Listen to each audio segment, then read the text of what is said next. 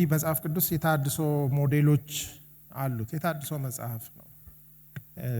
ብዙ ጊዜ ያው ትምህርቱን ስንጀምር በየመሃሉም እንደምናገረው የመጀመሪያዎቹ ሁለት ምንም ግድፈት የሌላቸው ምዕራፎች ዘፍጥረት ላይ ያሉት ከዛ ያው የሰው ውድቀት ከጀመረ በኋላ የራእይ መጽሐፍ የመጨረሻው ሁለት ምዕራፍ ላይ እስክንደርስ ድረስ ብዙ ውጣውረድ አለ። ይሄ ውጣውረድ በታድሶ መነጽር ስንመለከተው እግዚአብሔር ሰዎችን ለማደስ የሄደበት መንገድ ነው። በጣም ብዙ ዋጋ ከፍሏል። የተከፈለው ዋጋ እንግዲህ አንዱ እግዚአብሔር አንድ ልጅ ነበረው፣ እርሱንም መልእክተኛ አድርጎ ላከው። መልእክት አድርሶ መመለስ ሳይሆን ለመልእክቱ ህይወቱን መክፈል ማለት ነው። በጣም ትልቅ ዋጋ ነው የተከፈለበት። ያ ብቻ ሳይሆን ብሉይ ኪዳንን ብንመለከተው እግዚአብሔር ያው ባለፈው የዛሬ 3 ሳምንት ላሳያችሁ እንደሞከርኩት በመጀመሪያ ከግለሰቦች ጋር በተለይ ስፔሲፊክሊ ዲል ያደርግ ነበር፣ ወይም ከቤተሰቦች ጋር በተለይ ከ12ኛው ምዕራፍ ጀምሮ እስከ 11 ድረስ ተደጋጋሚ ውድቀቶች በትልቁ እንደነበሩ እናያለን። 12ኛው ምዕራፍ ጀምሮ ግን እግዚአብሔር ፎከስ አድርጎ የደህንነት ወይም የታድሶ ፕላን እቅዱን ከአንድ ቤተሰብ ጋራ እንዳደረገ አብርሃምን ሳራን ይዞ ከዛ ቤተሰብ ጋራ ያንን ትልቅ አጀንዳ ለነሱ እንደሰጠ ከዛ ቤተሰብ ጋራ እንግዲህ የተወሰኑ አመታትን እንደተጓዘ ይስሐቅና ርብቃ ከዛ ቀጥሎ ያዕቆብ፣ ሊያ፣ ራሄል እያለ የእስራኤል 12ቱ ነገዶች የፈጠሩ የእስራኤል አባቶች የሚባሉ አሉ።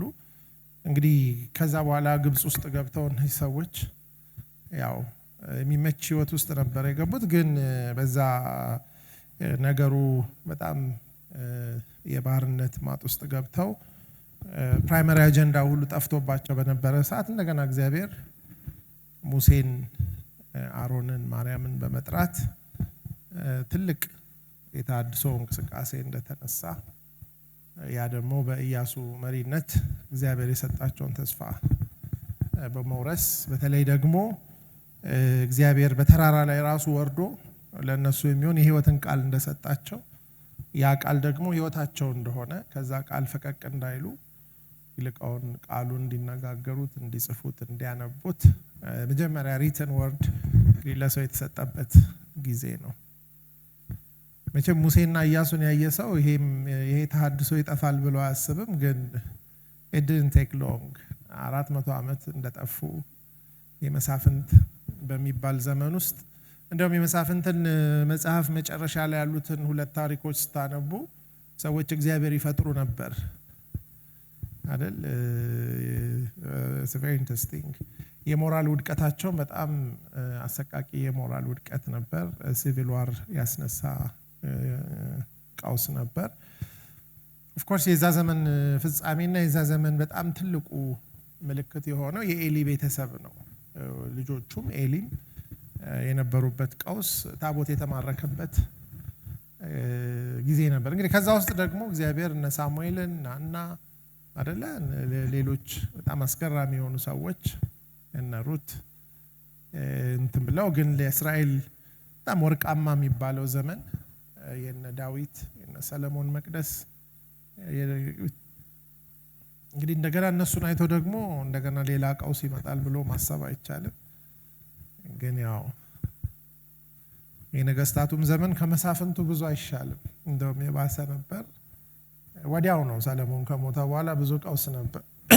ስለዚህ እሱ ደግሞ ሌላ 400 ፕላስ ይርስ በቃ ብዙ ነገር ውስጥ እንደገቡ እናያለን። ያ ቀውስ ግን ያንን ኔሽን ከምድራቸው እንዲፈናቀሉ ብዙ ነገር እንዲፈራርስ ኦልሞስት አገር የለሽ መቅደስ የለሽ አይደል ሆነው በስደት ወደ ባቢሎንና ወደ አሶር እንደሄዱ 722 ላይ የኖርዘርን ኪንግደም የሚባለው 10ሩ ነገድ 605 እስከ 585 ባለው ጊዜ ደግሞ በሶስት ዙር የደቡቡ ወደ ባቢሎን እንደተፈናቀሉ እናያለን። እንግዲህ ያ መፍረስ በጣም አሰቃቂ መፍረስ ነው። እሱን በደንብ የሚገልጸው ሰቆቃወ ኤርምያስ ነው። አንብባችሁታል ብዬ ተስፋ አደርጋለሁ። እንግዲህ ከዛ ውስጥ ደግሞ እንዴት ነው እግዚአብሔር ያው ከሙሴ በኋላ ከአንድ ቤተሰብ ጋር ሳይሆን እግዚአብሔር ከአንድ ኔሽን ጋር ነው ዲል ያደርግ የነበረው። ኦልሬዲ ሙሴ ይዟቸው ሲወጣ ህዝቡ በዝቶ ኦልሞስት 2 ሚሊዮን የሚጠጉ ሰዎች ናቸው እንግዲህ ከግብጽ የወጡት። እነዚህ ሰዎች ናቸው እንግዲህ እስራኤል የሆኑት። እግዚአብሔር ከነዚህ ሰዎች ደግሞ እንግዲህ የዓለምን ህዝብ ሊያድን የሚችል የደህንነትና የታድሶ ፕላን ቢይዝም እነሱ ግን ያንን ሊረዱት አልቻሉም። ጭራሽ እነሱ ሌሎችን ወደ መምሰል ሲሄዱ እናያለን። የሚገርመው ይሄ ያንን ደግሞ ዘመን እግዚአብሔር ዓላማውን ስላልሳተ ሰው ቢስትም መንገዱን ስላለቀቀ ሰው መንገዱን ቢለቅም ያንን ከስደት ወይም ደግሞ ከምርኮ በኋላ ያንን የተበተነ ህዝብ እንዴት አድርጎ ሪስቶር ለማድረግ እንደሰራ የሚያሳየውን ምናልባት ሞር ኮምፕሌክስ የሆነውን ሁሉንም ነገር የሚመለከተውን አገርን የሚመለከተውን ቤተሰብን የሚመለከተውን ማህበረሰብን የሚመለከተውን ከተማን የሚመለከተውን ታድሶ የሚያሳይ በጣም ኮምፕሬሄንሲቭ ሞዴል ስለሆነ ያንን ማጥናት አስፈላጊ ነው። ስለዚህ አንድ 17 የሚሆኑ መጽሐፍትን እንድታነቡ ሰጥቻችሁ ነበር። እዚህ ይላችኋል አይደል? በእርግጥ በደንብ ብናነብ ኖሮ ነገስትን እንዳያችሁት ኢሳይያስም እዛ ውስጥ ነው ያለው። ኢሳይያስና ሚክያስ፣ ሆሴዕና አሞጽ እነዚህ ሁሉ የአንድ ዘመን ነቢያቶች ናቸው። ሁሉም ነቢያት እዚህ ታሪክ ውስጥ ነው የሚጠቃለሉት። አክቹአሊ ይሄንን ሞዴል ስናጠና መጽሐፍ ቅዱስን በጣም ብዙውን የብሉይ ኪዳን በግልጽ ለማጥናትና ነገሩን ከስሩ ለመረዳት በጣም ጠቃሚ ነው። አዝዊጎ ይሄንን ጥናት ማለት ዛሬ እንግዲህ 60 ሰው ከሞላ ያነበበው ማለት ነው።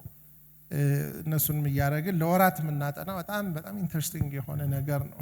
እንግዲህ የሐጌ መጽሐፍ በዚህ የታድሶ ፕሮሰስ ውስጥ ይሄ ታድሶ በተለይ የእግዚአብሔር ቤት ሁለተኛው መቅደስ በሚሰራበት ጊዜ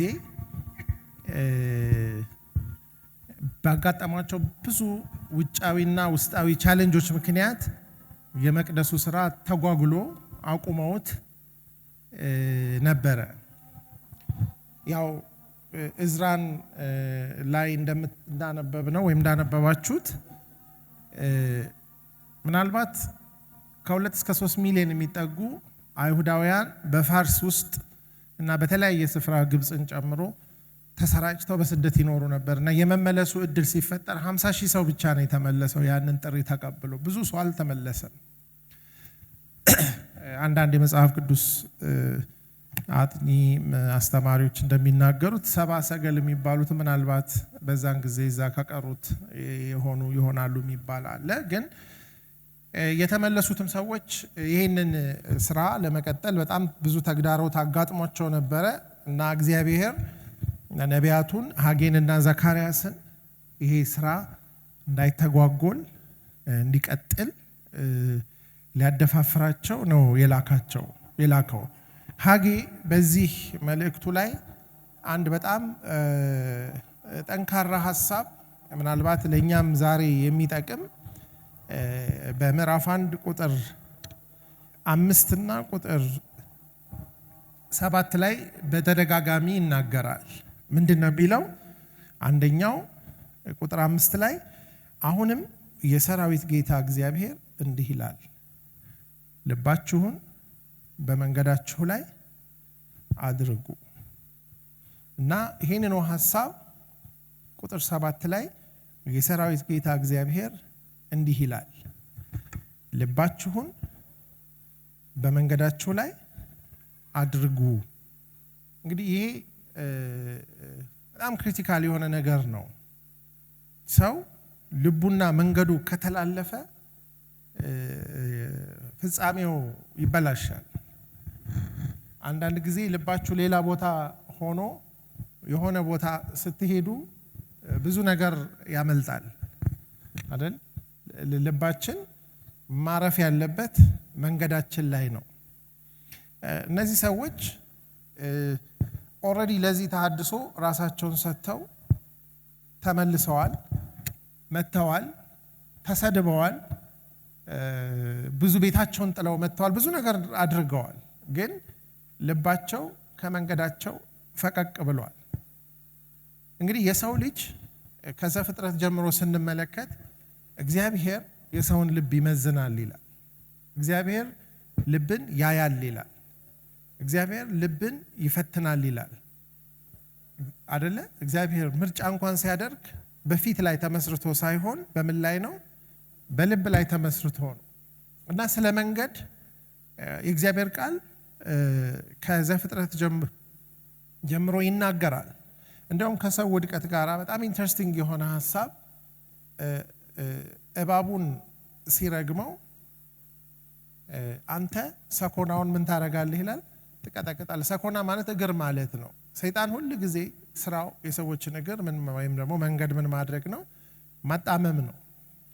ስለ መጽሐፍ ቅዱስ ወይም ስለ እግዚአብሔር ቃል ዳዊት ሲናገር ሕግህ ለእግሬ መብራት ለመንገዴ ብርሃን ነው እና የእግዚአብሔር ሐሳብ ደግሞ የኛን እግር ማቅናት ነው፣ መንገዳችንን ማቅናት ነው። እና የሚገርመው እግዚአብሔር ያንን ብሎ ብዙ ሳይቆይ ስጋ የለበሰ ሁሉ በምድር ላይ መንገዱን ምን አድርጎ ነበር ይላል? ወይም አካሄዱን በእግዚአብሔር ፊት አበላሽቶ ነበር ይላል። የጥፋት ውሃ የመጣው ሰዎች መንገዳቸውን ስላበላሹ ነው። መንገዳቸው ደግሞ የተበላሸበትን ምክንያት ዘፍጥረት ላይ ሲናገር ምንድነው የሚለው? የሰው የልቡ ሐሳብ ምኞቱ ሁሉ ከትንሽነቱ ጀምሮ ምንድነው ይላል? ክፉ ነው ይላል። ሰዎች መንገዳቸው ዝም ብሎ ከሆነ ቦታ አይበቅልም። የሰው መንገድ የልብ መስተዋት ነው እና ከልባችን ጋር የተያያዘ ነው። በዛ በውድቀት ዘመን ውስጥ እንግዲህ ሁለት ሻይን ያደረጉ ሰዎች፣ አንደኛው ሄኖክ ነው፣ ሁለተኛው ኖህ ነው። ስለ እነሱ ሰዎች ሲናገር ምንድን ነው የሚለው? የመጀመሪያው ሄኖክ ነው። ምዕራፍ 5 ላይ ሄኖክ አካሄዱን ከእግዚአብሔር ጋር ስላደረገ አልተገኘም። ምን ይላል? እግዚአብሔር ምን አድርጎታልና ይላል? ወስዶታልና። በጣም የሚገርማችሁ ነገር ምዕራፍ 5 ላይ ከሴት መወለድ በኋላ ሶስተኛው የአዳምና የሔዋን ልጅ ስለ ሁሉም ሰዎች ህይወት ይናገርና ቁጥር 22 ላይ ስትደርሱ የሄኖክ ህይወት ላይ ሲደርስ አካሄዱን ከእግዚአብሔር ጋር አደረገ የሚል ዲስክሪፕሽን ይጨምራል ሄኖክ ላይ። እና የሄኖክ ህይወት ከእግዚአብሔር ጋር ስለሆነ አካሄዱ፣ ልቡ፣ ህይወቱ፣ ፕራዮሪቲው በጠቅላላ እንደውም ምን ይላል? ገና እድሜው የሌሎቹ እድሜ ላይ ሳይደርስ ወደ 360 አካባቢ እያለ እግዚአብሔር ምን አደረገው ይላል? ወሰደው ይላል። ሞትን እንዳይቀምስ ማለት እንግዲህ ሰው አካሄድ ማለት የመንገድና የልብ ውህደት ማለት ነው። አካሄድ ስንል ሁለቱንም ነው። አካሄድ መንገድን ብቻ አይደለም የሚለካው። አካሄድ ምንንም ይለካል? ልብንም ይለካል። አካሄዱ ስንል አንድ ሰው የልቡ ሐሳብና የእግሩ እርምጃ፣ የህይወቱ እርምጃ ማለት ነው። አንዳንድ ጊዜ ልባችን በሌለበት ላይ እግራችን ሊገኝ ይችላል፣ ግን ብዙ አይቆይም። መጨረሻ ላይ ከእግርና ከልብ የሚያሸንፈው የማን ነው? ልብ ነው። የሰው ልቡ ጥሩ ከሆነ እግሩ መጥፎ ሊሆን አይችልም። ስለዚህ የሄኖክን ጉዳይ ስናይ ዕብራውያንም ላይ እንደሚያነሳው እግዚአብሔርን ያስደሰተ ሰው ነው። እግዚአብሔር አካሄዱ ከእግዚአብሔር ጋር በጣም የሰመረ ስለሆነ ምን ይላል? አልተገኘም ይላል። በምድር ላይ ካሉ ሰዎች ሁሉ ይልቅ አካሄዱ ከእግዚአብሔር ጋር የሄደ ሰው ነው። ስለዚህ ከሄኖክ ቀጥሎ ግን ስትመለከቱ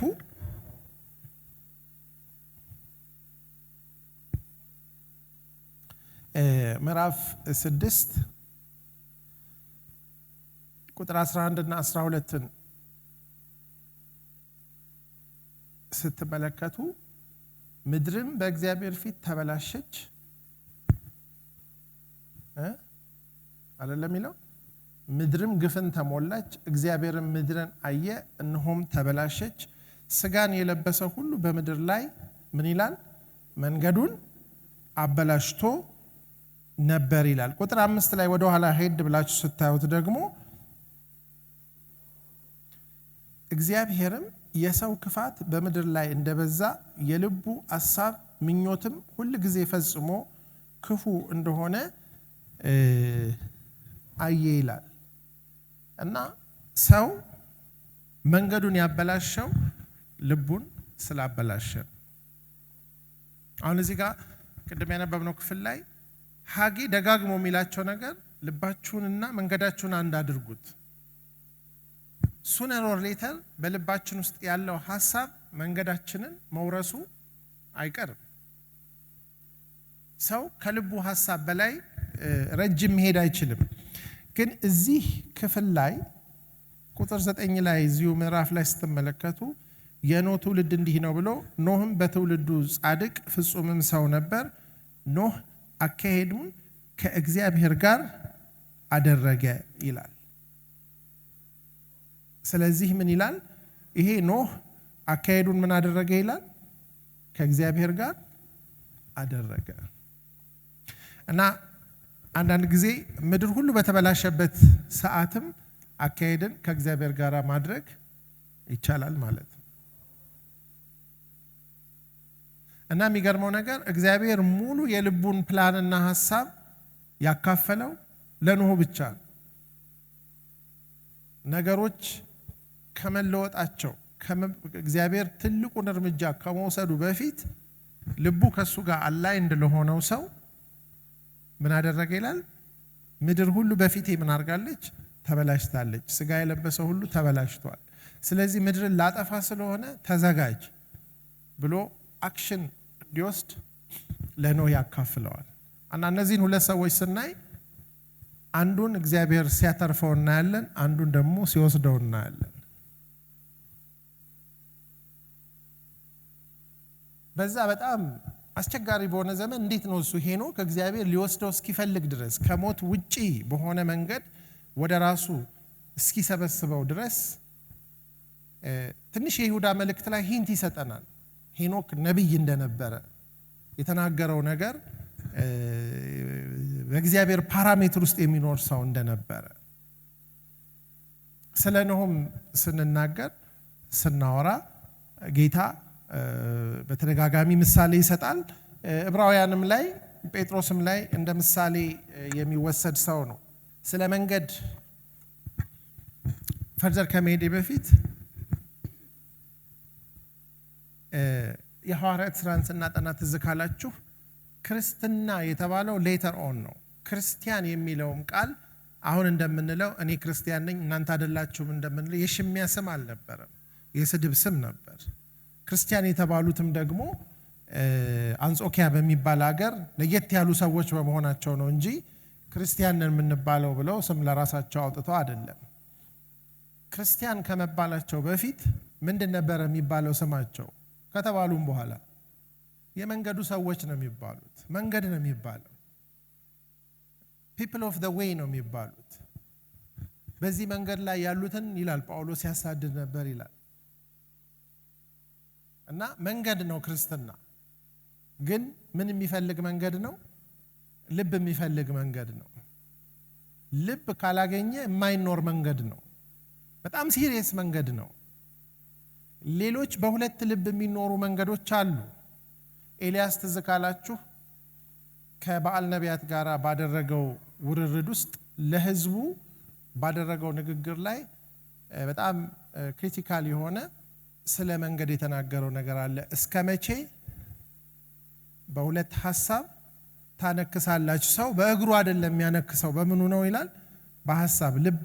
አንዳንድ ጊዜ በሁለት ሐሳብ መሆን ማለት ማነከስ ነው ይለዋል። እግዚአብሔር አምላክ ከሆነ እግዚአብሔርን ምረጡ፣ በዓል አምላክ ከሆነ በዓልን ምረጡ።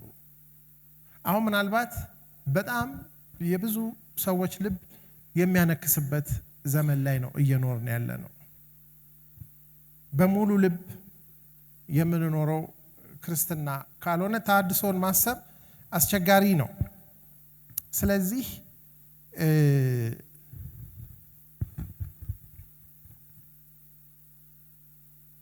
ሐጌ ይህንን ልባችሁን በመንገዳችሁ ላይ አድርጉ ይላል። ለምንድነው እሱ እነዚህ ሰዎች ኦሬዲ ጊዜው ነው ብለው የእግዚአብሔር የተሐድሶ ሰዓት ነው ብለው ኑሯቸውን፣ ቤታቸውን፣ ህይወታቸውን ጥለው ከፋርስ ወይም ከባቢሎን ወደ እስራኤል ተመልሰዋል።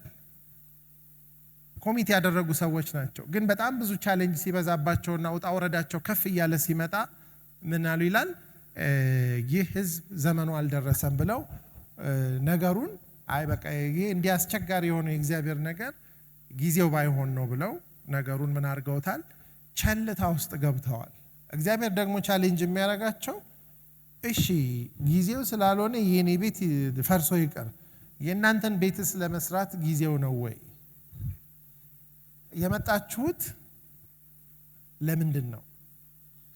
አሁንም ትልቁ ቻሌንጅ በአሁን ዘመን ለምንኖር ክርስቲያኖች ጊዜውን ለኛ ህይወትና ለኑሮ አንዳንድ ለሚያስፈልጉን ከግራና ከቀኝ ለሚጎትቱን ነገሮች ወደን ሳይሆን በግድ ጊዜ እንሰጣለን። የእግዚአብሔር ነገር በሚሆንበት ጊዜ ግን ሁሉ ጊዜ there is an excuse። ይሄ ግማሽ ልብ ሆነን በአንካሳ ልብ እንድንኖር የሚያደርገን ነገር አለ።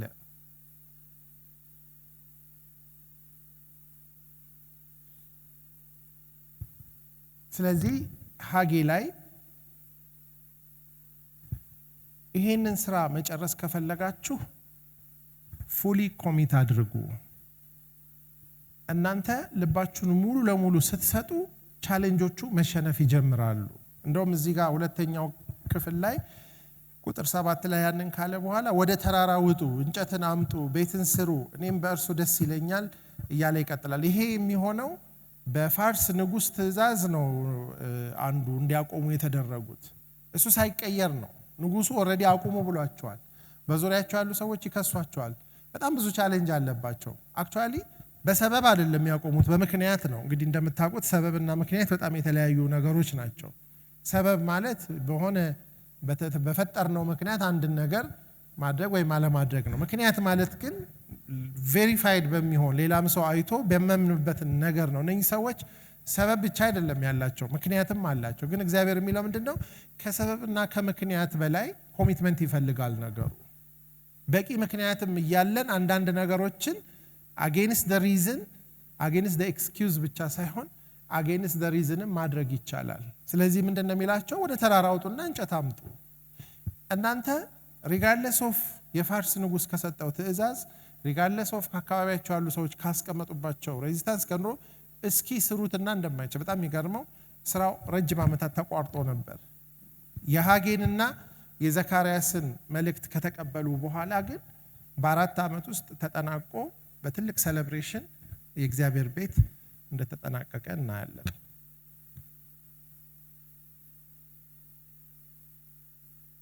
ሳማው አሁን በምንኖርበት ጊዜ እግዚአብሔር በመድራችን ያለችን ቤተክርስቲያን ይሄንን ትውልድ እንዲሁም አገርን አልፎም ደግሞ ባለው መንገድ ላይ እንዲሰራ ከፈለግን አንዳንድ ነገሮችን ከሰበባችን በላይ ገፍተን ማድረግ፣ አንዳንድ ነገሮችን ግን ከምክንያትም በላይ ማድረግ የሆነ ነገር ሳክሪፋይስድ ከሆነ ነው የሚሆነው። ዛሬ ሰዎች እግዚአብሔር ላልሆነ ነገር የሚሄዱበትን ርቀት ስትመለከቱ አንዳንድ ሰዎች ሲምፕሊ ቦምብ ራሳቸው ላይ አስረው ላመኑበት ኮዝ ያለ ብዙ ጸጸትና ያለ ብዙ ፍርሃት ራሳቸውን ያፈነዳሉ። እውነት ነው ውሸት ነው? ሰዎች they do that። አንድ ሰው አንድ ነገር ላይ ልቡ መኖሩ የሚታወቀው በምንድን ነው ካልን ለዛ ነገር ምን ዋጋ ለመክፈል ፈቃደኛ ነው። አተ ኮስት ልናረግ በምንችላቸው ነገሮች ላይ ብቻ ነው ልባችን ሊኖር የሚችለው። አተ ኮንቪኒየንስ በምናረጋቸው ነገሮች ላይ ልባችን መኖሩን ማረጋገጥ አንችልም። ዘካርያስ የሐጌ ኮንቴምፖራሪ ወይም ደግሞ በአንድ ጊዜ እግዚአብሔር ያስነሳው ሌላ ነብይ ነው። ትንቢተ ዘካርያስ በአጋጣሚ አጠገብ ላጠገብ ናቸው። የትንቢተ ሐጌን ያለበትን ገጽ ሳትገልጡት ምዕራፍ 1 ላይ እግዚአብሔር ስለ ተመሳሳይ ነገር በዘካርያስ በኩልም ይሄንኑ ሐሳብ ሲናገር እናያለን። የእግዚአብሔር ቃል ወደ ዘካርያስ እንዲህ ሲል መጣ ካለ በኋላ እግዚአብሔር በአባቶቻችሁ ላይ እጅግ ተቆጥቶ ነበር። ስለዚህ እንዲህ በላቸው፣ የሰራዊት ጌታ እግዚአብሔር እንደዚህ ይላል፣ ወደ እኔ ተመለሱ። ተመለሱ ማለት የመንገድ ጉዳይ ነው። ወዴት ተመለሱ? ወደ እኔ ተመለሱ ይላል የሰራዊት ጌታ እግዚአብሔር፣ እኔም ወደ እናንተ እመለሳለሁ ይላል የሰራዊት ጌታ እግዚአብሔር። የቀደሙት ነቢያት ለአባቶቻችሁ እንዲህ ብለው ሰብከዋል። የሰራዊት ጌታ እግዚአብሔር እንዲህ ይላል፣ ከክፉ መንገዳችሁና ከክፉ ስራችሁ ተመለሱ። እነርሱ ግን አልሰሙም፣ እኔንም አላደመጡም። እንደ እነርሱ አትሁኑ ይላል እግዚአብሔር። አባቶቻችሁ ወዴት ናቸው? ነቢያትስ ለዘላለም በሕይወት ይኖራሉን? ለባሪያዎቼስ ለነቢያት ያዘዝኳቸው ቃሎቼና ሥርዓቴ በአባቶቻችሁ ላይ አልደረሱምን? እነርሱም ተመልሰው የሰራዊት ጌታ እግዚአብሔር በመንገዳችንና በስራችን መጠን ያደርግብን ዘንድ እንዳሰበ እንዲሁ አድርጎብናል አሉ ይላል። ስለዚህ ምንድነው? ዶንት ሪፒት። እግዚአብሔር የሰዎችን መንገድ ያያል አይደል? ልቡ በእርሱ ዘንድ ፍጹም የሆነውን ምን ያደርግ ዘንድ ይላል? ያጸና ዘንድ አይኖቹ በምድር ሁሉ ምን ያደርጋሉ ይላል? ይመለከታሉ። እንደውም እንግሊዝኛ አንድ ቨርዥን ላይ ምን ይለዋል? እግዚአብሔር አይኖቹን እንደ ባትሪ ወደዛ ወደዚህ እያደረገ ይፈልጋል። ምን አይነት ሰው? ልቡ በእሱ ዘንድ ፍጹም የሆነ ምን ሊያረገው? ሊያጸናው፣ ሊረዳው። ስለዚህ እዚህ ዘካርያስ ላይም የሚነግራቸው ነገር ምንድን ነው? መንገዳችሁን እዩ፣ በመንገዴ ላይ ሁኑ። የሐጌና የዘካርያስ ትንቢት አፍተር ዘ ፋክት ልንለው እንችላለን። 70 ዓመት ምርኮ ከቆዩ በኋላ ከምርኮ ከተመለሱ በኋላ እዚህ ዘካርያስ ላይ እንደምታዩት እስቲ አትሊስት እዩዋቸው፣ አባቶቻችሁ ነግሬያቸው እኮ ነበረ፣ መንገዳችሁን አስተካክሉ፣ ልባችሁን አስተካክሉ ብዬ ነግሬያቸው ነበረ፣ ግን እምቢ ስላሉ where are they now? የሉም። ነግሯቸው ነበር ወይ ካላችሁ ያው ያነበባችሁ አንብባችሁታል። ኤርሚያስ በዛ ያ ትውልድ ወደ ምርኮ ከመሄዱ በፊት በጣም ረጅም ለሆነ ዓመታት ትንቢት የተናገረ በ4 ወይም በ3 ነገስታት ዘመን የኖረ ሰው ነው። ምዕራፍ 6 ላይ ይህንን ነገር በጣም በሚገርም ክላሪቲ ይነግራቸዋል። ምዕራፍ 6 ቁጥር 16 ላይ እንደዚህ ይላል። እንግዲህ ይሄ ገና መጀመሪያው ነው። ወደ ውድቀት ከመምጣታቸው በፊት፣ ኢየሩሳሌም ከመማረኳ በፊት፣ መቅደሱ ከመፍረሱ በፊት፣ ወደ ባቢሎን ለምርኮ ከመሄዳቸው በፊት ማለት ነው። ምንድነው የሚለው? እግዚአብሔር እንዲህ ይላል፣ በመንገድ ላይ ቁሙ፣ ተመልከቱ፣ የቀደመችውን መንገድ ጠይቁ፣ መልካሚቱ መንገድ ወዴት እንደሆነች እወቁ፣ በእርሷም ላይ ሂዱ፣ ለነፍሳችሁ እረፍት ታገኛላችሁ ካለ በኋላ እነርሱ ግን ምን አሉ ይላል?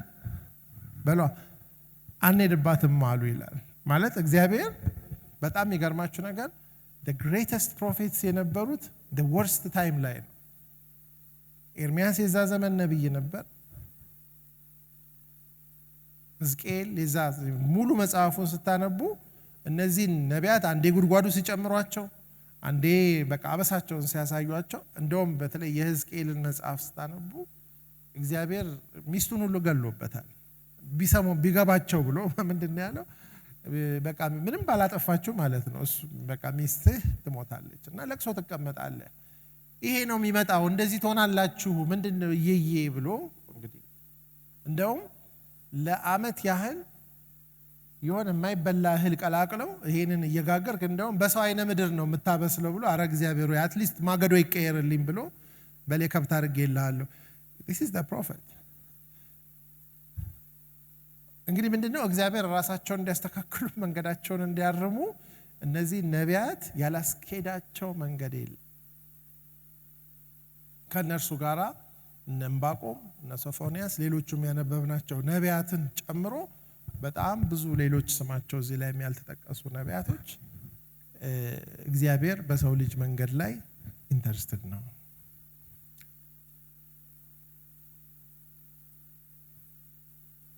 እና የሚላቸው ምንድነው? ምንም የሚለወጥ ነገር የለም፣ የቀደመችው መንገድ ናት። ጠይቁ። የእግዚአብሔር መንገድ አይለዋወጥም። በእግዚአብሔር መንገድ ላይ በቃ በኋላም ክርስትናም ሲመጣ ያው የድሮ መንገድ ነው መንገድ የተባለው የሱ መንገድ ነው።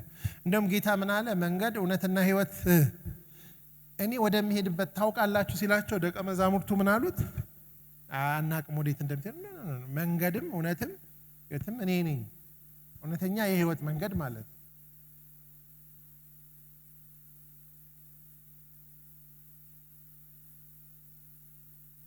እና ልባችንን በመንገዱ ላይ ለማድረግ እንዴት ነው የምንችለው?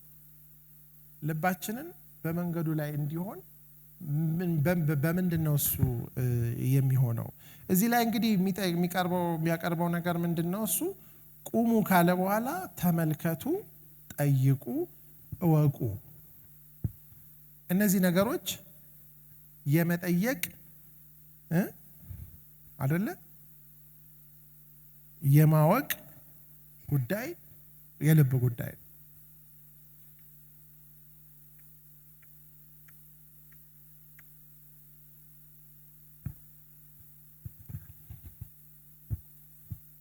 ይሄ ጥፋት ወይም ደግሞ በባቢሎን ተማርከው በዚህ ኃጢአታቸው እንደሚቀጡ ቀደም ብሎ የተናገረው አንዱ ነቢይ ኢሳይያስ ነው። ይሄ ሁሉ እንደሚደርስባቸው ተናግሯል ኢሳይያስ አስቀድሞ። አክቹአሊ እስራኤል ላይ ይሄ ጥፋት እንዲደርስ ካደረሱ ነገስታት አንዱ ምናሴ የሚባለው ነው። በመጋዝ ሰንጥቆ ትንቢት እንዳትናገር ብሎ እንጨት ዛፍ ከፍቶ እዛ ውስጥ አድርጎ በመጋዝ ሰንጥቆ የገደለው ኢሳይያስን።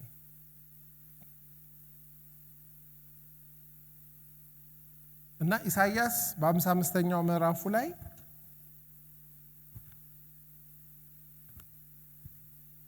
ስለ መንገድ የሚናገረው ሐሳብ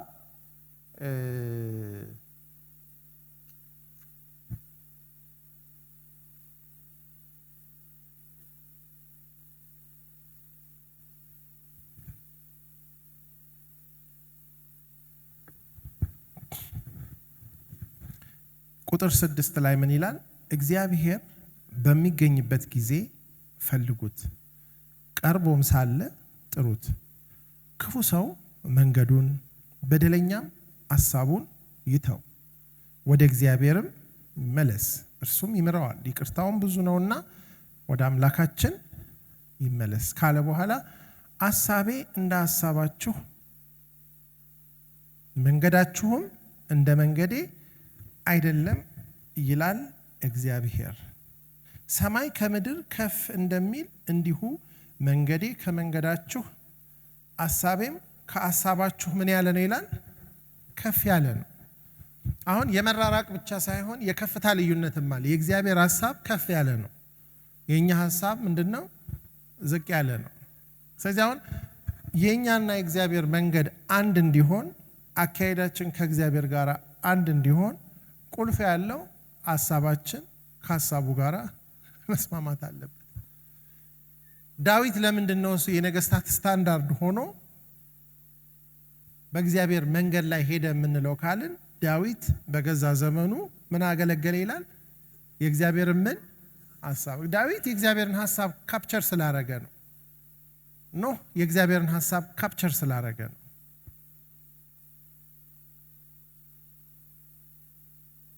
ሄኖክም እንደዛ፣ ሐዋርያትም እንደዛ። ሐሳብ እዚህ ላይ ምንድነው? ሐሳባችን የተራራቀውን ያህል መንገዳችን ምን ይሆናል? በሏ ይራራቃል። አሁን ትልቁ ጥያቄ ለእናንተ የምተውላችሁ ለሁላችንም የምተወው የእግዚአብሔርን ሐሳብ ከየት ነው የምናገኘው? ሐሳቡ ከየት ይመጣል? ማንም ይነግረኝ እስቲ። ካላነበባችሁ ሰዎች ማንም ይነግረኝ። ዛሬ አለቃችሁ። ስለዚህ አሁን እኛ ከቃሉ ጋር እንድንቀርብ እንደዚህ አይነት ኢንፎርስመንት አንዱ እንግዲህ እንትኑ ምንድነው? በቃ መንገዳችን ይርቃል ከቃሉ በራቅን ቁጥር።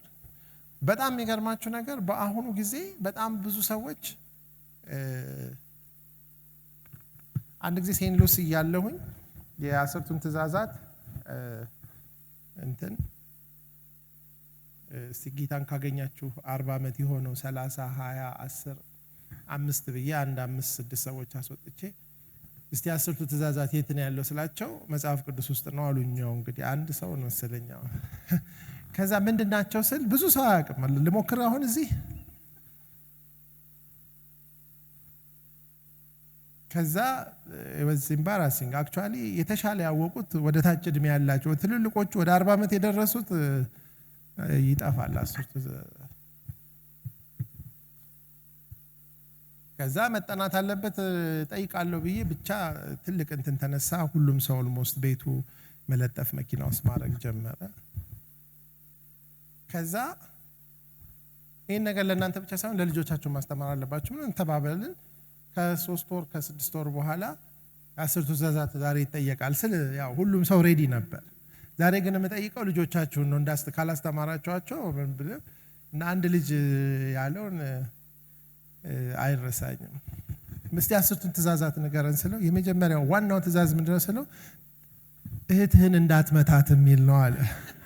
ለምንድነው ደጋግሞ የሚነገረውን ትእዛዝ ያውቀዋል። ከዛ ስኳር ነው ይሆን ብቻ ቤት ውስጥ ለምን ምንም አንዳቸውም አልተማሩም።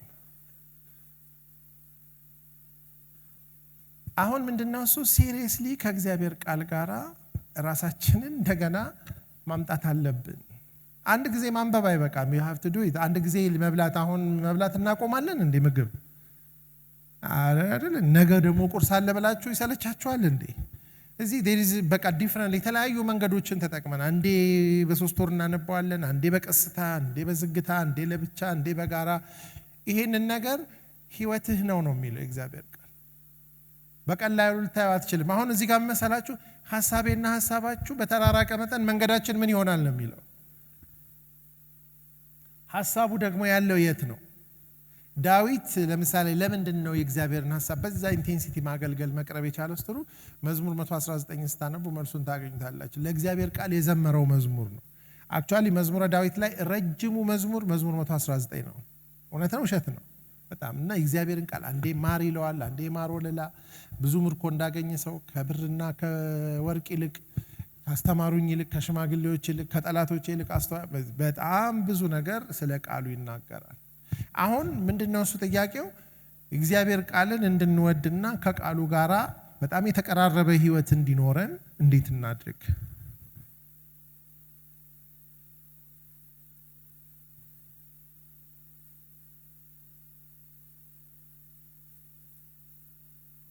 እና የቀደመችውን መንገድ ምን አድርጉ ይላል? ጠይቁ። ምን አድርጉ ይላል? ከጠየቃችሁ በኋላ እወቁ።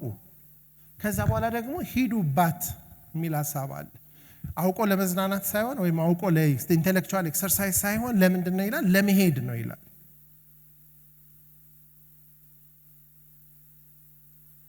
እና መጽሐፍ ቅዱስን እኛ እድሜያችን እስኪያልቅ ድረስ በተለያየ መንገድ እንድናየው መንፈስ ቅዱስ ሊያደርገንና እስቲ ላንጨርሰው እንደምንችል ማወቅ አለባችሁ። ይሄ መጽሐፍ ሊያልቅ አይችልም።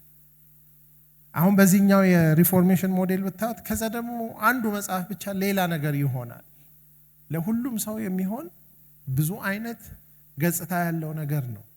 እዚህ ቦታ ላይ ስለ መንገድና ስለ ሐሳብ ተናግሮ የሚቀጥለው ሐሳብ ኢቨን ሞር ኢንተረስቲንግ ነው። ምን ይላል? ዝናብና በረዶ ቁጥር 10 ላይ ከሰማይ እንደሚወርድ ምድር እንደሚያረካት ታበቅልና ታፈራም ዘንድ እንደሚያደርጋት ዘርንም ለሚዘራ እንጀራንም ለሚበላ እንደሚሰጥ እንጂ ወደ ሰማይ እንደማይመለስ ብሎ ምንድነው የሚለው? ከአፌ የሚወጣው ቃሌ እንዲሁ ይሆናል፣ የሚሻውን ያደርጋል፣ የላኩትንም ይፈጽማል እንጂ ወደኔ። ይሄ የእግዚአብሔርን ቃል ስለዚህ ከእግዚአብሔር መንገድ ጋራ አላይን የምናደርገው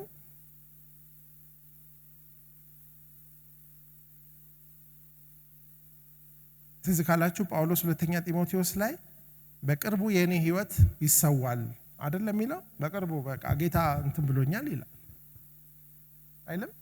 ይላል። ከዛ ደግሞ የሆኑ ዕቃዎችን ሳትረሳ ይዘህልኝና ይላል አይልም? ልብስ ይጠይቃል አንዳንድ ግን ዋና ደግሞ ምን ይላል? መጽሐፍቶቹን ምን ሊያደርግለት ነው? ለምን ነው የሚያነበው ጳውሎስ? አሁንም ሊያነብ ነው እንዴ ስንል አዎ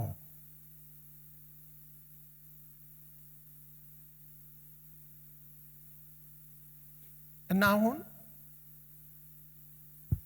ይሄንን ካልቸር ይሄንን ከእግዚአብሔር ቃልና ሐሳብ ጋር የመቀራረብና እንግዲህ ተሐድሶ የሚባለው ነገር አይታችሁ ከሆነ በሁሉም ዘመን ውስጥ አንዱ ኮመን ፋክተር ሰዎች ወደ እግዚአብሔር ቃል ሲመለሱ የሚመጣ ነገር መሆኑ ነው። በወረት ሲመለሱ አይደለም። በቃ ከድሮ በተለየ መንገድ ከቃሉ ጋራ መገናኘት ስንችል፣ ቃሉ ውስጥ መቆየት ስንችል፣ ሌሎች ነገሮችን እምቢ እያልን ወደ ቃሉ ግራቪቴት ስናደርግ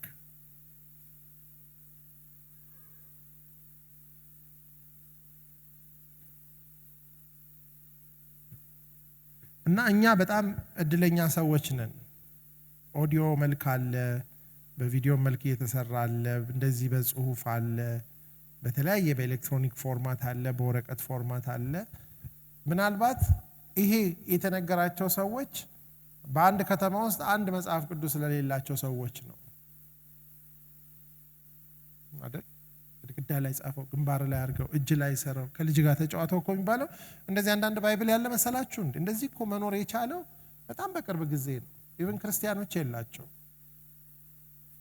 በጣም የህትመት ማሽን እስኪሰራ ድረስ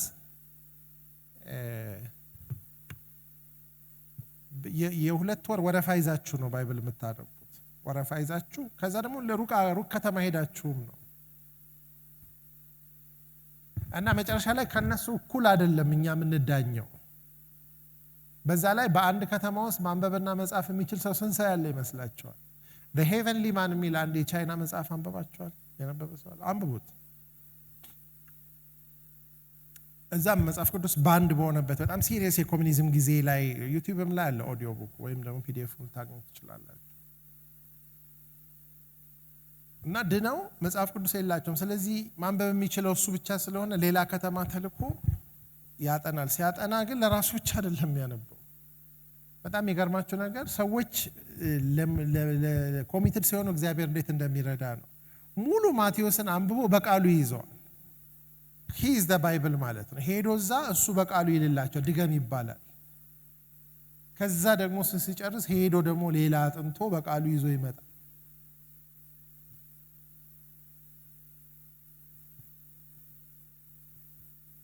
እንዲሁ ራሳችሁን ለመታዘብ ባለፈው 3 ሳምንት ውስጥ ሶሻል ሚዲያ ላይ ያሳለፋችሁትን ጊዜ ቁጠሩትና አምሹር ሌላውን ብቻ ስራውን ምናምን ብታውት በሱ ብቻ ትጨርሱት ነበር። በእርግጥ ብዙዎቻችሁ ሶሻል ሚዲያ እንደማታዩ አውቃለሁ እንደው ነገሩ ማለት ነው። ግን በቃ አንዱ ነገር ከውስጣችን ማውጣት ያለብን ነገር ባይቻል ኖሮ አይባልም ነበር፣ ይቻላል የሚለውን ነው።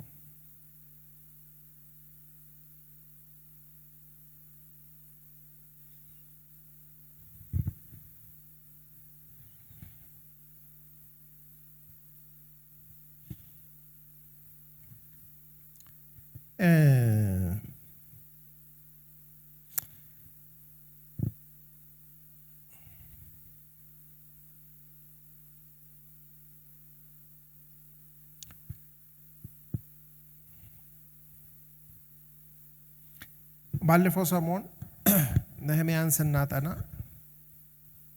እዝራንም ስታዩ በቃ ሰዎች እንዲታደሱ ሰዎች እንዲለወጡ ያደረጉት ነገር ምንድነው? ቃሉን እንደውም ፐብሊክ ሪዲንግ ነበረ። ፓርትሊ ብዙ ኮፒ ስለሌለ ነው። ፓርትሊ ብዙ ሰው ማንበብ መጻፍ ስለማይችል ነው። ፓርትሊ ግን ሰው ከእግዚአብሔር ስለራቀ ነው። ግን የምታዩት ነገር የእግዚአብሔር ቃል ሲነበብ ሰዎችን የመለወጥ ኃይል አለው። ለሰዎች የመናገር አቅም አለው።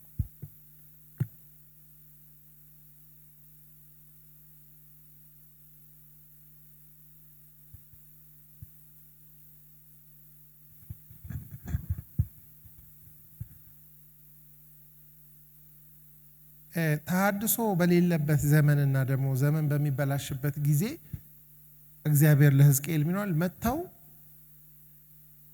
የእግዚአብሔርን ቃል ንገረን ይለዋል። ግን እንደ ሙዚቃና እንደ መዝናኛ ሆኖላቸዋል ይለዋል። አያረጉትም። ዝም ብለው እንደ ዘፈን ነው የሚሰሙ ይላል።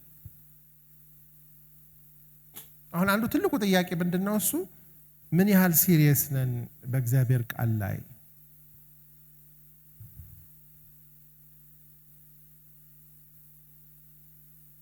ምን ያህል ሲሪየስ ነን? ለምሳሌ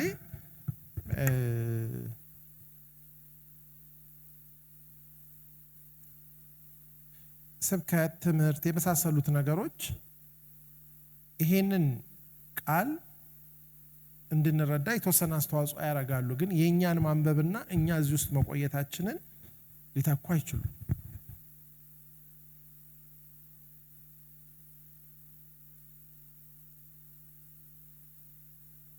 ብዙ ትግል አለ።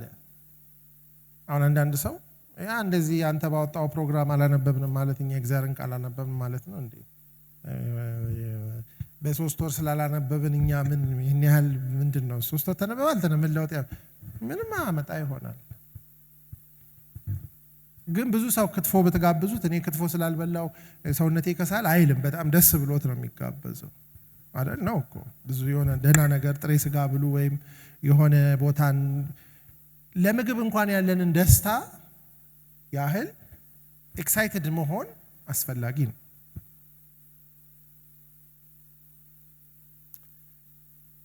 ሌላው አማራጭ ደግሞ ይሄንን ሊተካ የሚችል ነገር ክርስትናችን ሳይበላሽ ማንበብን ሊተካ የሚችል ነገር ከእግዚአብሔር ቃል ጋራ ሌላ ነገር መኖር መቻል አለበት። ግን ያለ አይመስለኝም።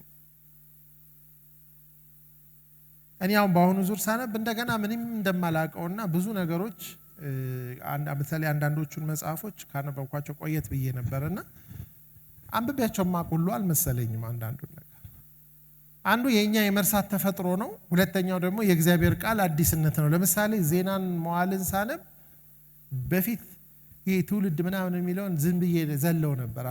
አሁን ሳነበው በፍጹም ዕዝራ ነው የጻፈው ነው የሚባለው።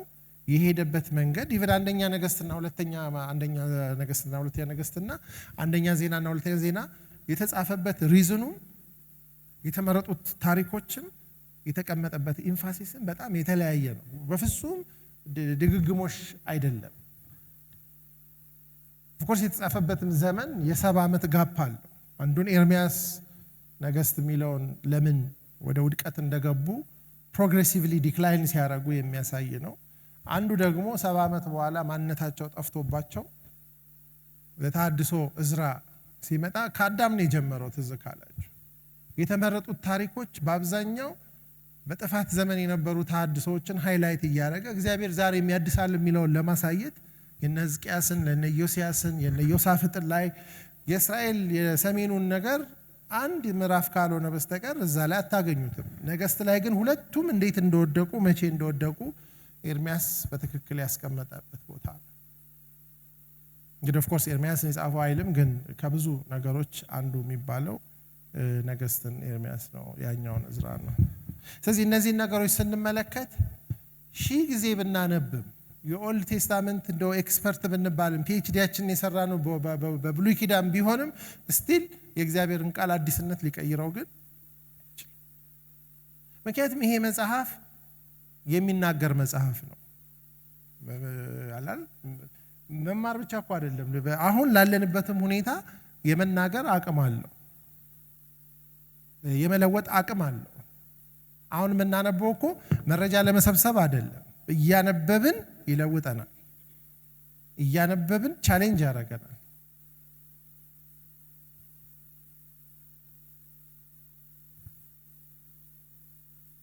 እና ልባችሁን ምን ይላል? በመንገዳችሁ ላይ አድርጉ። ስለዚህ እዚህ ቦታ ላይ የሚነግራቸው ነገር ወደ ተራራ ውጡ፣ እንጨትን አምጡ፣ ቤቱን ስሩ የሚለው ቃል ከባድ ቃል ነው። ስራውም ከባድ ነው። በዛ አስቸጋሪ ሁኔታ ውስጥ መሆኑ ይህንን መስራት ቀላል ነው ብዬ አላስብም። ግን የመጀመሪያው ልባችሁን በመንገዳችሁ ላይ አድርጉ በሚላችሁ ሐሳብ ላይ ብዙ ዘራችሁ፣ ጥቂት አገባችሁ፣ በላችሁ አልጠገባችሁም፣ ጠጣችሁ አልረካችሁም፣ ለበሳችሁ አልሞቃችሁም፣ ደሞዙን የተቀበለ ቀዳዳ ኪስ ውስጥ ወይም ከረጢት ውስጥ ከተተው ይላል እና ቁጥር 9 ላይ ደግሞ ብዙ ነገር ተስፋ አረጋችሁ፣ ጥቂት ሆነ፣ ቤት ገባችሁ፣ እፍ አልኩበት፣ ለምንድነው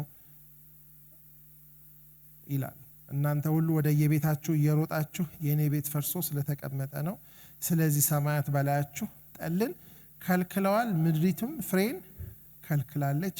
እኔም በምድርና በተራራው በእህልና በወይን በዘይትና በምድርም በምታበቅለው ላይ በሰዎችና እንስሶችም ላይ እጅግ በሚደክምበት ሁሉ ላይ ድርቅን ጠርቻለሁ እያለ ከእግዚአብሔር ቃልና ከእግዚአብሔር ሐሳብ ሰው እየራቀ ሲሄድ ከእግዚአብሔር ጋር ጦርነት ውስጥ ይገባል። ድካማችን ይጨምራል፣ ፍሬያችን ይቀንሳል። ለምንድነው ይላል? ሰማይ ጠል ይከለክላል። ከእግዚአብሔር ጋር ካልተስማማን ቅድም ቃሌ እንደ ዝናብ ነው ሲል የእግዚአብሔር ሐሳብ ጋር ሰው አላይን ሲያደርግ ምን ይላል? እንደውም ምሳሌ ላይ ከጠላቶቹ ጋር እንኳን ሳይቀር ምን ይሰጠዋል ይላል? ሰላምን ይሰጠዋል ይላል። የሰው ከእግዚአብሔር ጋር አካሄዱን ካሳመረ የሰው አካሄዱ በእግዚአብሔር ፊት መልካም ከሆነ በእርሱና በጠላቶቹ መካከል እንኳን ምን ያደርጋል ይላል? ሰላምን ያደርጋል። እና አንዱ እንግዲህ ፕሮፖዝ ማረጋችሁ የእግዚአብሔር ቃል ላይ ጊዜ በማጥፋታችን አንዳንድ ነገሮቻችን አሁን የምንሮጥላቸው ነገሮች እስኪ ይበላሹና እግዚአብሔር ተጠያቂ ይሁን። ቃሉን ሳነብ ኑሮ የተበላሽ ያ እንግዲህ ማለት 12 ሰዓት እየተኛን ስራ ቦታ እናንብብ ማለት አይደለም። መጀመሪያ የሚሰው ነገሮች መጀመሪያ ይሰዋሉ። መጀመሪያ ከሚሰው ነገሮች መካከል አንዱ ሶሻል ሚዲያ ነው አይደል? ወሬ መሳሰሉ ነገሮች ማለት ምንም የማይጠቅሙ ነገሮች ግን የሚጎዱትን ማቆም። ሁለተኛው እንቅልፍ ጋር እንመጣለን።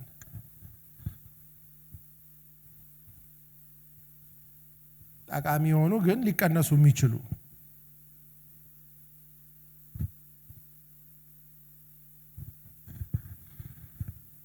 እና ያው ባለፈው ሙሉን ስናነብ እንደተነጋገር ነው ሙሉ መጽሐፍ ቅዱስን ለማንበብ ስንት ሰዓት ነው የሚወስደው? ኮንቲኒዩስሊ ብናነበው 80 ሰዓት ነው።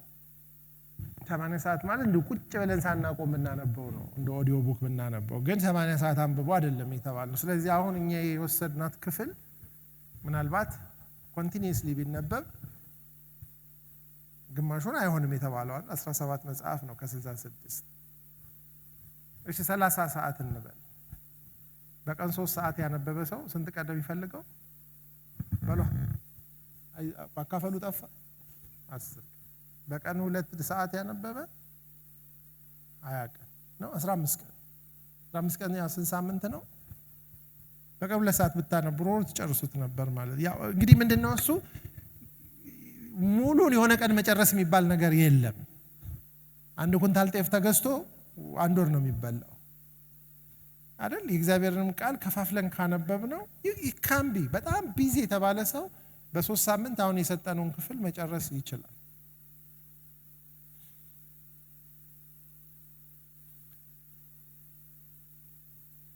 ለምሳሌ 2 ቀን ፍቃዱ ብትታመሙ የዓመት ፍቃድ አትወስዱም እንዴ?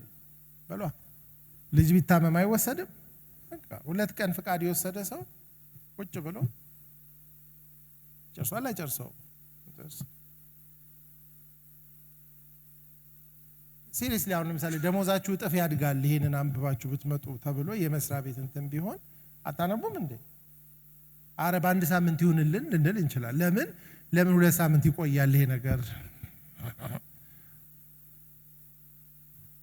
ለ3 ቀን አውሮፓን ዞሮ በሙሉ ወጪ ተሸፍኖለት ይመጣል ወይም ኢየሩሳሌምን እስራኤል መጽሐፍ ቅዱስ ያሉበትን ቢባል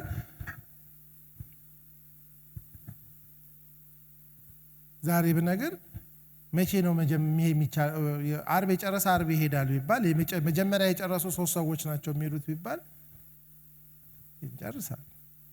ግን እግዚአብሔር የሰጠን ተስፋ ከነኛ አይበልጥም ወይ? ይበልጣል አይደል? ይበልጣል። ልባችን ግን የት መገኘት አለበት? መንገዳችን ደግሞ ህይወታችን ደግሞ ይሄ ቃል ነው። ይሄ ክርስትና ነው።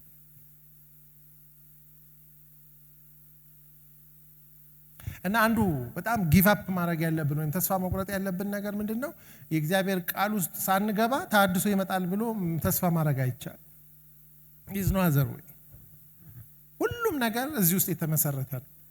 እኛ ጋር ሲደርስ የሚቀየር ነገር የለም። በቤተ ክርስቲያን ታሪክ ውስጥ ሪቫይቫሎችን ለውጦችን ስታነቡ ሁሉም ወደ ቃሉ ከተመለሱ በኋላ ቃሉ ካረማቸው፣ ካስተካከላቸው፣ ከፈወሳቸው፣ ከጠገናቸው፣ ህይወታቸውን ከለወጠ በኋላ ምን ይሆናሉ? ለለውጥ ምክንያት ይሆናል። there is no other way። እና የሚገርማችሁ ነገር እንደዚህም ብናደርግ እንደዛም ባናደርግ ግን ህይወታችን ታልፋለች። ለምን? እንፋሎት ስለሆነ። ህይወታችሁ ምንድነው? አሁን ታይቶ እንደሚጠፋ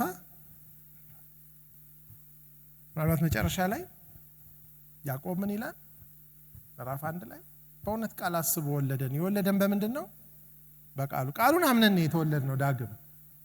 ከዛ ደግሞ ነፍሳችሁን ማዳን የሚችለውን ቃል በየዋህነት ተቀበሉ። ነፍሳችሁ ማለት ከተወለዳችሁ በኋላ ሊያሳድጋችሁ የሚችለው ነፍስን ማዳን ማለት አይምሮን መለወጥ የሚችለው ፈቃዳችንን ማረም የሚችለው ስሜታችንን ማረም የሚችለው የኛን ማንነት ወደ ተወለድንበት ህይወት ማሳደግ የሚችለው ተንኮል የሌለበትን የቃሉን ወተት ምን አርጉ ይላል። ይሄ ማደጊያችንም ይሄው ነው።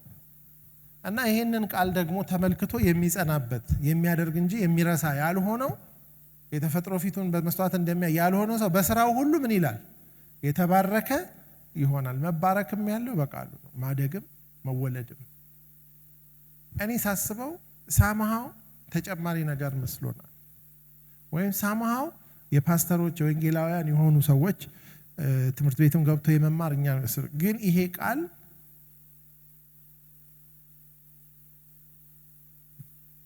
ምግብ ነው፣ ህይወት ነው። ልባችሁ የት ነው ያለው? ልባችን የት ነው ያለው? አለ እዚህ ቤት honestly speaking ዝም ብላችሁ ይሄ እንትን በኮንቨርሴሽን የሚመለሰው እስቲ ዝም ብላችሁ አስቡ። የኔ ልብ የት ነው ያለው? ልቤ ያለበት ቦታ መዝገቤ ያለበት ቦታ ነው። ልቤ መዝገቢያችን ያለው የት ነው? ዋጋ እየከፈልን ያለ ነው የት ነው? ያንን ለማወቅ ጊዜያችሁን የሚጠፋበትን ቦታ ማየት ነው። ገንዘባችን የሚጠፋበትን ሁለቱን ካያችሁ ልባችሁ የት እንዳለ ለማወቅ ይቻላል።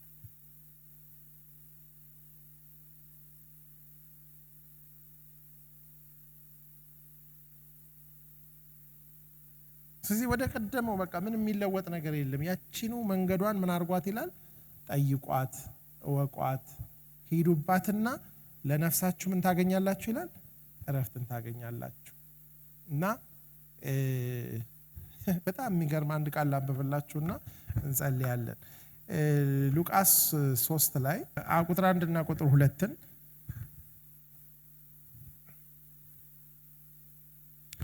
ምን ይላል? ጠባሪዎስ ቄሳር በነገሰ በ15ኛይቱ ዓመት ጴንጤናዊ ጲላጦስ በይሁዳ ሲገዛ ሄሮድስም በገሊላ የ4ኛው ክፍል ገዢ ወንድሙ ፊልጶስም በኢያጡሪያስ በጥራኮኒዶስም አገር የ4ኛው ክፍል ገዢ ሊሳኒዮስም በሳባላኒስ የ4ኛው ክፍል ገዢ ሆነው ሳሉ ሐናና ቀያፋም ሊቀ ካህናት ሳሉ የእግዚአብሔር ቃል ወደ ዘካርያስ ልጅ ወደ ዮሐንስ በምድረ በዳ መጣ።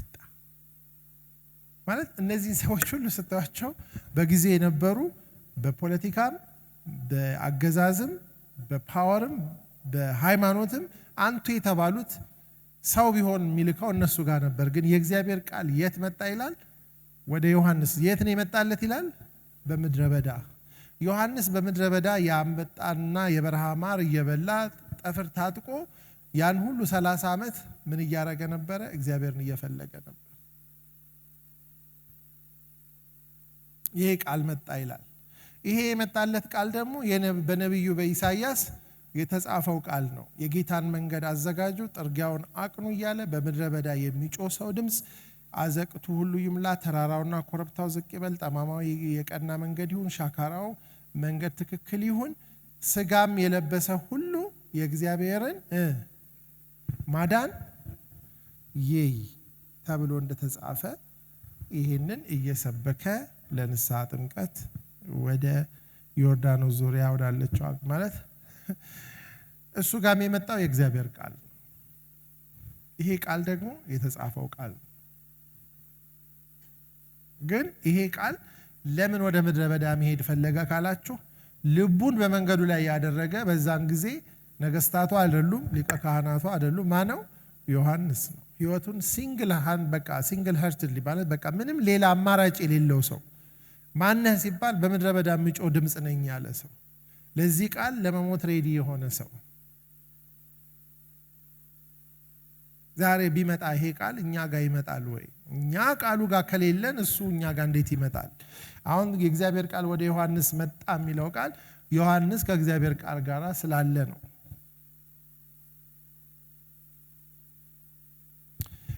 ምዕራፍ 4 ላይ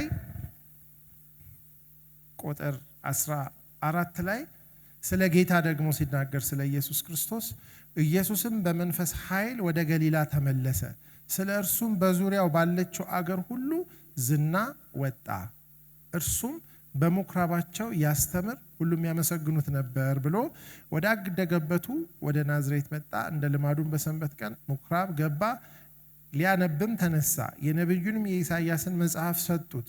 መጽሐፉንም በተረተረ ጊዜ የጌታ መንፈስ በእኔ ላይ ነው፣ ለድሆች ወንጌልን እሰብክ ዘንድ ቀብቶኛልና፣ ለታሰሩትም መፈታትን፣ ለዕውሮችን ማየትን እሰብክ ዘንድ፣ የተጠቁትንም ነፃ አወጣ ዘንድ፣ የተወደደችውንም የጌታን ዓመት እሰብክ ዘንድ ልኮኛል ተብሎ የተጻፈበትን ስፍራ አገኘ። መጽሐፉን ጠቅልሎ ለአገልጋዩ ሰጠውና ተቀመጠ። በምኩራብ የነበሩትም ሁሉ ትኩር ብለው ይመለከቱት ነበር። እርሱም ዛሬ ይሄ መጽሐፍ በጆሮአችሁ ተፈጸመ ይላቸው ነበር። በጣም የሚገርመው ጌታም ሲያገለግል በምኑ ነው የጀመረው? በቃሉ። ስለሱም የተነገረው የሚገርማችሁ ነገር እግዚአብሔር በዚህ ቤተክርስቲያን በእኛ ህይወት ውስጥ ተሐድሶ ቢጀምር በቃሉ ተናግሮ ነው የሚጀምረው። በቃሉ ለውጦ ነው የሚጀምረው። መገለባበጥ የሚፈጠረው በቃሉ ምክንያት ነው። እዚህ ቦታ ላይ ሁለቱን ቃል ስናይ እነኚህ ሰዎች መንፈስ ቅዱስ ቃሉን ስቲር ሲያደርገው ቃሉ ሙላትና ፍጻሜ ሲያገኝ እናያለን። እና እግዚአብሔር ከቃሉ ውጪ አይሰራም። የቃሉ ሰዎች መሆን አለብን። የመንገዱ ሰዎች የቃሉ ሰዎች ናቸው። ምክንያቱም ኢየሱስ ክርስቶስ ከማረጉ በፊት ከነቢያት ጀምሮ ከሙሴ ሕግ ጀምሮ መዝሙራትን፣ ነቢያትን ሁሉ ወይም ደግሞ የትንቢት መጽሐፍትን እንዲያስተውሉ ምን አረገ ይላል? አይምሯቸውን ከፈተላቸው። እግዚአብሔር ከቃሉ ውጪ ሌላ መንገድ ምናልባት ዲሲፕሊን በግላችን እስክናዳብር ድረስ አካውንታቢሊቲም ቢሆን ፈጥረን በጋራ መሆንን ይሁን በቤተሰብ ጓደኛ ምናምን you have to do that። ምንም ሌላ መንገድ የለውም ማለት አማራጭ እንደሌለው ሰው መኖር እስክንችል ድረስ ይሄ ነገር ምናልባት ላይሰራ ይችላል። ስለዚህ ለቦሌ ቃለ ሕይወት ብቻ ሳይሆን ለኢትዮጵያ ቤተክርስቲያን ጥሩ ሰባኪ አይደለም አሁን መጀመሪያ የሚያስፈልገው። የጸጋ ስጦታ አይደለም መጀመሪያ የሚያስፈልገው። ድራማቲክ የሆኑ ነገሮች አይደሉም መጀመሪያ የሚያስፈልጉት። መጀመሪያ የሚያስፈልገው ወደ እግዚአብሔር ቃል መመለስ፣ በእግዚአብሔር ቃል መሞላት፣ በእግዚአብሔር ቃል ውስጥ ልባችንን መሙላት። ይሄ የእግዚአብሔር ሐሳብ ስለሆነ በሐሳብ ውስጥ መገኘት። በሐሳብ ውስጥ ስንገኝ ራሳችንን በምኑ ላይ እናገኘዋለን? በመንገዱ ላይ እናገኘዋለን። የመንገዱ ሰዎች ስንሆን ደግሞ እግዚአብሔር በእኛ ህይወት ውስጥ መስራትና መንቀሳቀስ ይጀምራል።